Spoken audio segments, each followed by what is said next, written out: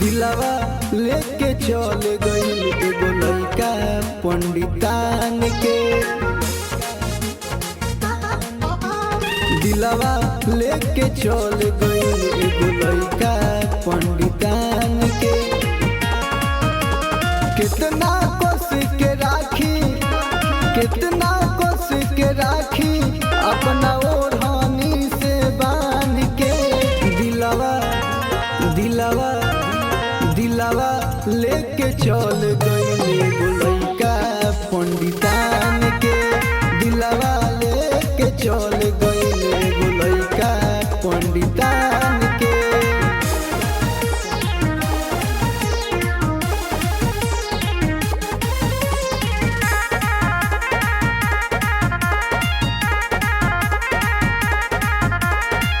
घूमे खातिर गइल रही सोखिया के ओरी में, नजर गरवलस हमरा दोनों कटोरी में।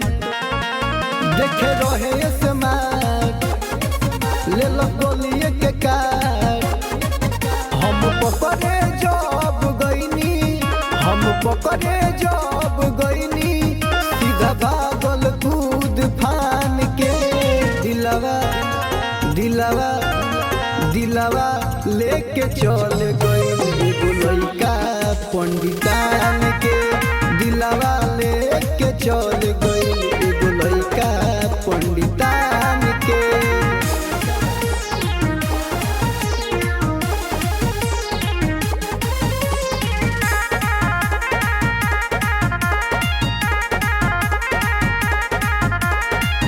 अभिषेक राइटर के टोला के रहे, दिलवा चोरा लिहल हमारे लहे लहे।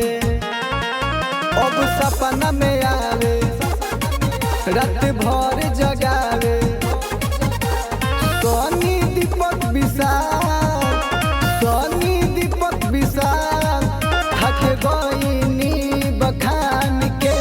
दिलवा दिलवा दिलवा लेके चल गइल एगो लइका पंडितान के।